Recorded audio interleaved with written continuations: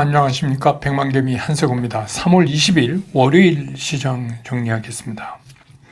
크레딧 스위스하고 그 퍼스트 리퍼블릭 등 뭐 이제 이런 은행에 대한 긴급한 조치들이 주말에 막 이루어지면서 미국 시장의 그 일요일 오후 선물은 다소 좀 오르면서 시작이 됐어요. 그런 모습을 보였지만 아시아권 시장에서 그 불안감은 쉽게 가셔지지가 않았습니다.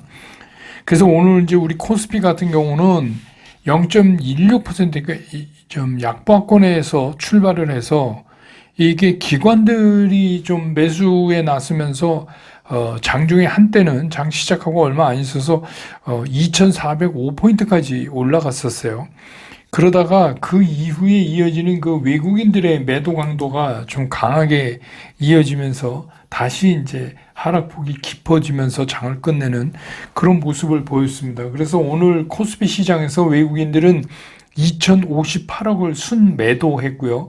기관은 1,070억을 순매수하고 개인은 893억을 순매수했습니다. 그래서 오늘 코스피 지수는 2,379.20포인트, 지난 주말보다 0.69% 하락을 하면서 오늘 시장을 마감을 했습니다.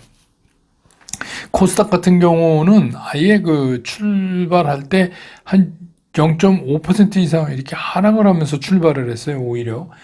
그랬는데 이제 외국인과 기관들은 계속해서 매도세를 나타냈지만 개인들의 매수 강도가 계속해서 이어졌고, 특히 또 이제 외국인들이 시간이 흐를수록 그 매도 강도를 조금씩 약하게 이렇게 해서 결국은 뭐 매도 우위로 끝나기는 했지만 그래도 강도를 초반보다는 상당히 약화했다. 이런 것 때문에 오늘 이제 그 지수로 800포인트를 다시 탈환하는 그런 모습을 나타냈습니다. 그래서 코스닥 시장에서 오늘 외국인들은 382억을 순매도했고요. 기관은 605억을 순매도했고 개인은 1,344억을 순매수했습니다. 그래서 오늘 코스닥 그 종가는 802.20포인트, 지난 주말보다 0.6% 상승하면서 오늘 시장을 마감을 했습니다. 기술적으로 두 시장을 보면 코스피 같은 경우는 오늘 또 윗꼬리가 길게 달리는 음봉 모습을 나타내서 별로 안 좋아요, 보기가. 그래서 그 외국인들의 적극적인 매수가 다시 시작되기 전까지는 뭐 그냥 이런 그 혼조 상태가 계속되지 않을까 이런 생각이 들고, 코스닥 같은 경우는 지난 주말에 이어서 오늘도 이제 양봉을 비슷하게 만들면서 옆에다 갖다 대서 그 재상승을 좀 시도하고 있는데, 문제는 오늘 이제 시장에서 보여준 것처럼 코스닥도 마찬가지로 외국인들의 그 매수가 가세해줘야, 그래야 이제 좀 강하게 여기서 좀 지난번 고점을 뚫고 나가지 않을까 이런 생각을 합니다. 그 다음에 오늘 환율은 1,310원 10전, 1,310원 10전, 지난 주말보다 7원 90전 오르면서 시장을 마감을 했습니다. 시가총액 상위를 보면 오늘 외국인들은 삼성전자, SK하이닉스를 팔았고, 삼성전자 895억, SK하이닉스 218억 순매도를 했고, LG화학을 357억 팔았고 순매도했고요. 기아도 147억을 팔았습니다. 근데 현대차 같은 경우는 뭐 400만 원 샀으니까 순매수가 이건 뭐 거의 제자리라고 보면, 오늘 이제 그 외국인들이 산 거는 LG 에너지 솔루션, 삼성바이오, 삼성 SDI, 네이버, 카카오 이렇게입니다. 네이버는 무려 외국인들이 224억을 샀습니다. 카카오도 33억. 카카오는 오히려 기관이 287억을 순매수했고, 네이버는 기관이 90억을 순매수해서 네이버, 카카오는 외국인 기관 동시에 매수했습니다. 삼성바이오도 외국인 기관 동시에 매수를 했고, 그 다음에 이제 코스닥에서 보면 에코프로비엠 같은 경우에 외국인들이 오늘 590억을 순매수했습니다. 셀트리온 헬스케어는 27억을 순매수하고, HLB는 17억 순매수하고, 에코프로는 10억 순매도, NNF는 47억 순매도.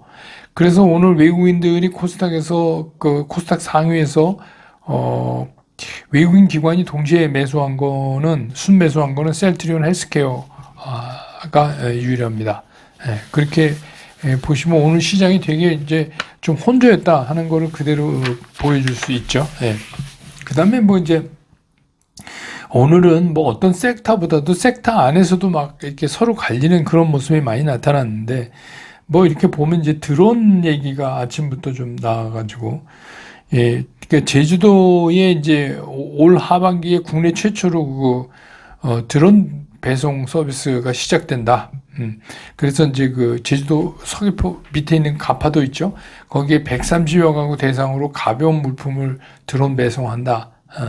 그래서 이제 국토부가 도서 지역부터 시작해서 도심 내 공원 지역까지 배송을 확대하겠다. 뭐 이래서 이제 그게 좀 움직였고, 그 다음에 이제 뭐 늘 얘기했는데 로봇 중에서도 오늘은 이제 산업용 로봇, 공장에 관련된 그것들이 좀 움직였고, 리튬도 오늘 좀 개별적으로 리튬 관련주 다는 아니지만, 그다음에 이제 비철 금속 쪽에서 이제 알루미늄 관련된 것들, 이것들도 알루미늄이 뭐 국제적 재고가 계속해서 감소하고 수요는 계속 증가할 거다, 이제 이런 전망이 나오면서 그랬고, 우주 항공 부문에서도 일부 관련 주, 그래서 이거는 이제 우주 항공청 설립을 위해서 여야가 합동 세미나를 개최한다.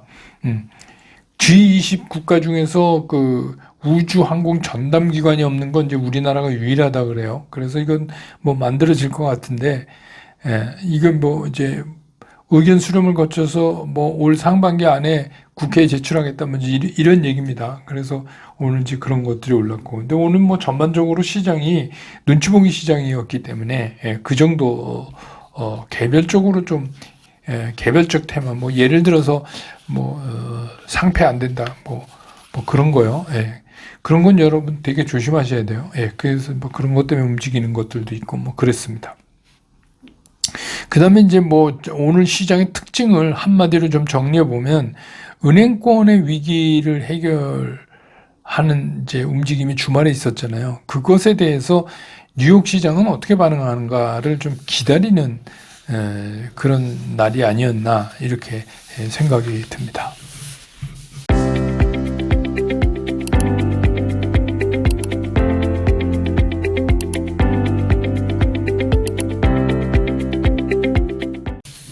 시장 좀 보면 결국 이제 크레디트 스위스 은행이 32억 5천만인가? 달러에 UBS에 팔렸단 말입니다. 그게 이제 뭐 주말에 처음 그 얘기 나올 땐 뭐 10억 달러, 20억 달러 막 이러다 이제 결국은 32억 달러에 된 거예요.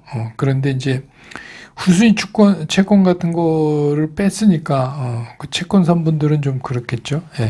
주주들은 뭐 그래서 이제 결국은 그렇게 결론이 났는데, 어쨌든 간에 이거는 그 제대로 해결을 빨리빨리 못하면 시장이 또 한번 이제 회오리 바람에 이제 말리고, 우리 흔히 얘기하는 이제 그 블랙 먼데이가 올 거잖아요. 그래서 이제 서둘러서 이렇게 했는데, 일단 이제 다행이긴 합니다. 어떻게 해서든지 빨리빨리 뭔가를 했다는 게.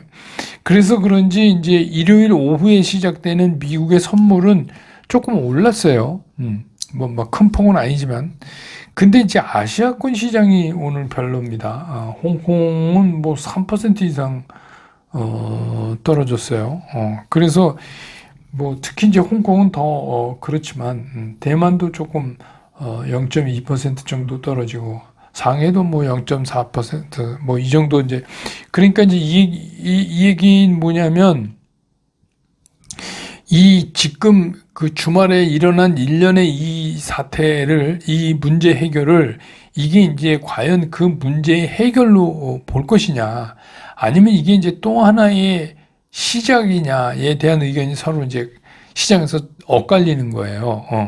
그게 이제 왜 그러냐면, 우리가 이제 기억하기도 좀 그렇지만 2008년도에 금융위기 오기 전에, 그때도 3월이었습니다.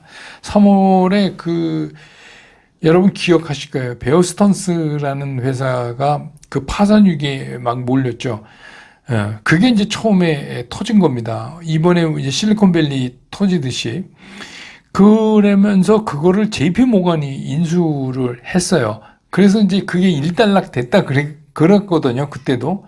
그러다가 이제 한 6개월 지난 다음에 본격적으로 리먼이 나가 자빠진 거예요. 그러니까 이제 그런 트라우마가 시장에 있는 거죠. 그러니까 지금의 이 문제를 야 그래 이제 해결됐어. 아 그러니까 뭐 UBS 시그니처 다 이렇게 해서 폐쇄시켰고 퍼스트 리퍼블릭은 또 그 나름대로 또 해결을 해서 조각내서 팔기로 했다며요. 사업 부문을 내서. 왜냐하면 그냥 통으로 팔면 살려는 사람이 없으니까 뭐 어쨌거나 그렇게 하고, 그 다음에 이제 크레딧 스위스는 UBS가 이제 사가고 뭐 이래서 얼핏 보면 다 해결이 되는 것 같이 느끼지만 지금은 정확히 얘기하면 이거죠.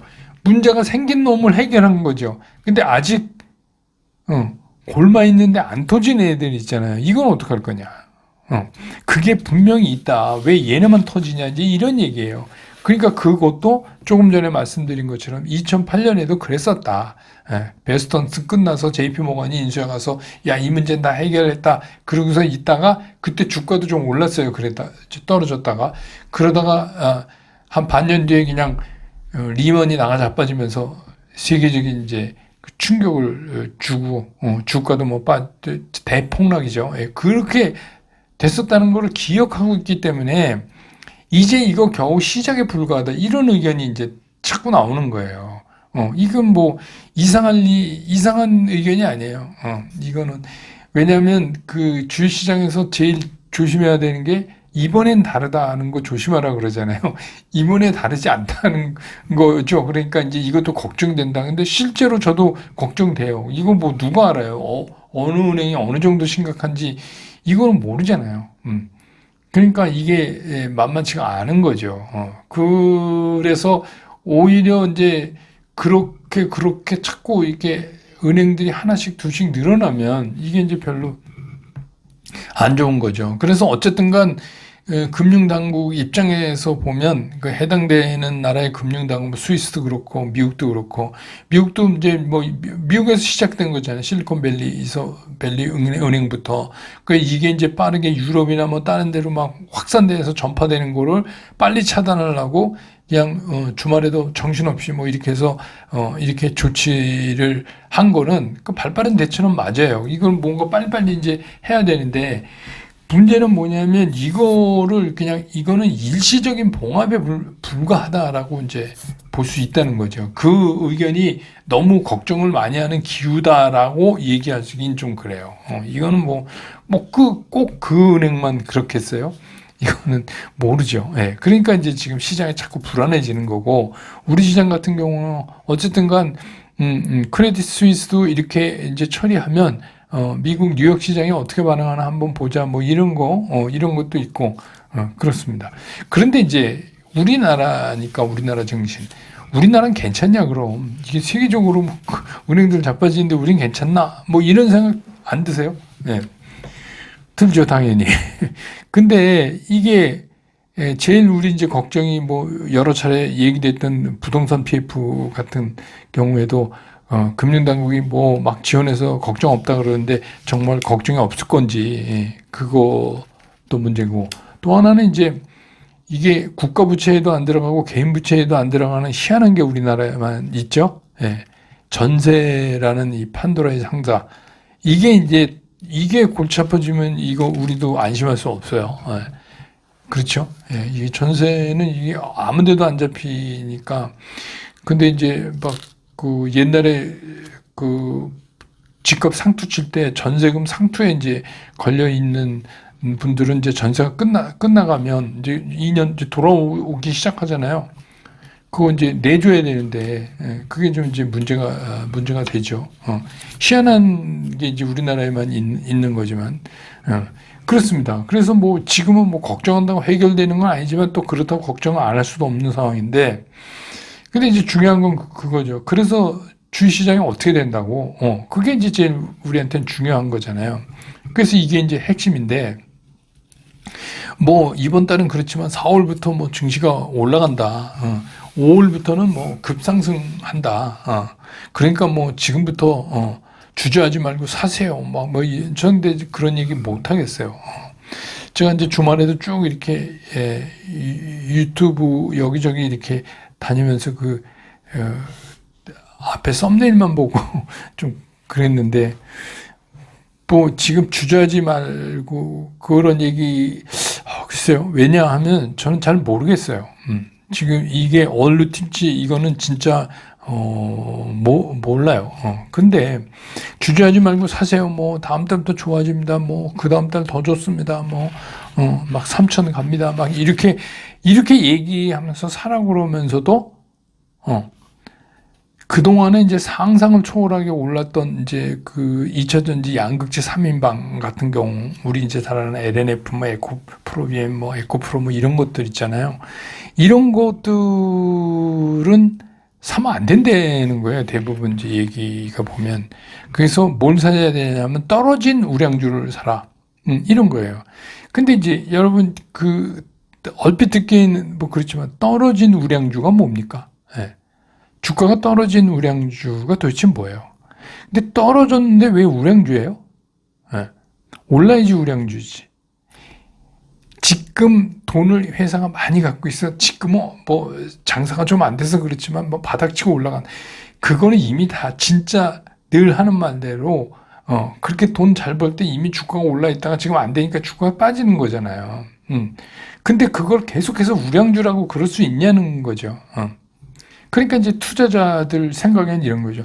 아니, 내가 주식을 사서 돈을 벌어야지 우량주지. 내가 샀는데 떨어지면 그게 똥주지. 이게 왜 우량주냐. 이런 생각을 이제 하게 되는데 그건 무리가 아니라고 저는 생각해요. 일반 투자가들은 뭐 입장에서 당연히, 아니, 일반 투자가 아니라도 저도 약간 그런 생각이에요.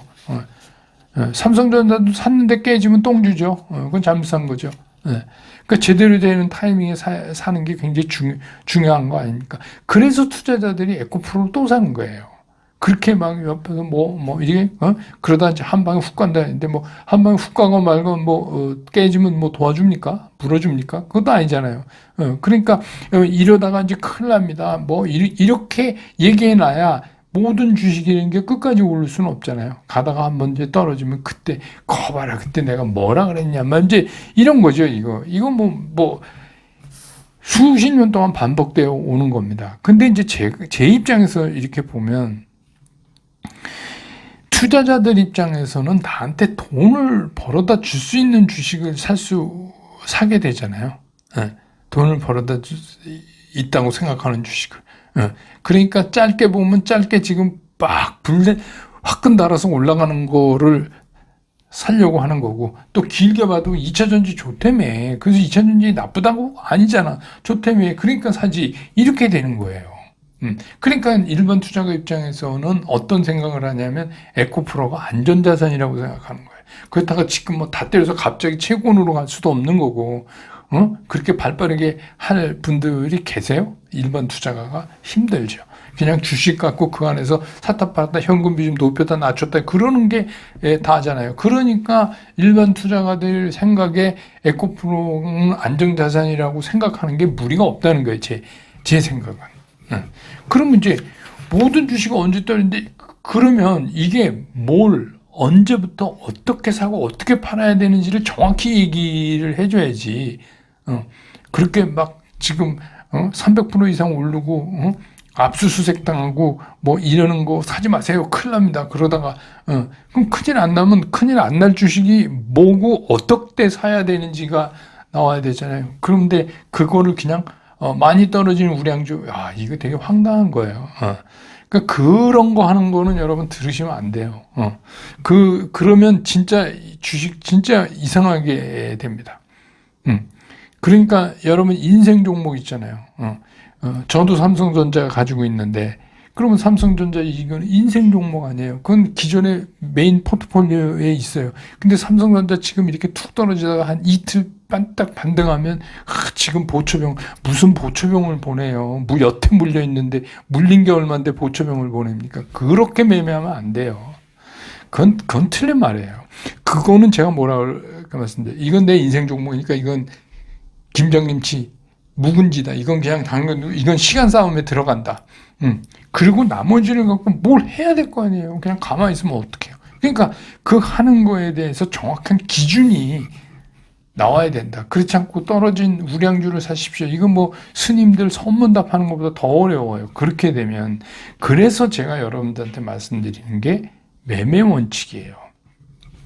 그래서 이걸 더 구체적으로 여러분들한테 말씀드리기 위해서 제가 매매 원칙이라는 거를 말씀드리죠. 매매 원칙에서 매수 시그널이 안 나오면 살 필요가 없어요. 뭔 보초병을, 매수 시그널이 나와야 보초병을 보내죠. 뭐 보초병은 죽어도 되는 겁니까? 가뜩이나 물렸는데 그러면 안 된다는 거예요. 그래서 그거를 정확히 해야 된다. 그러니까 예를 들어서 LNF 같은 경우는 10일 이동 평균이 제 그 매매 원칙에 따르면 10일 이동 평균이 이미 슬로프가 죽었잖아요. 그래서 이거는 오래전부터 몇 주 전부터 제가 이거 꺾이니까 얘는 꺾였습니다. 제일 먼저 3인방 중에 얘는 좀 매도 측에서 보시는 게 낫다. 그렇게 아예 뭐 줌 라이브 질문에서도 그렇고 제가 공개적으로도 여러분한테 말씀드리고, 에코프로 BM은 지금 딱 11선이 꺾이는 고기에 있어요. 그러니까 어떻게 해요? 조심 구간에 들어갔다. 조심 구간에. 근데 압수수색까지 당한 에코프로는 10일이 기울기가 살아있어요. 네. 그게 차이가 있죠.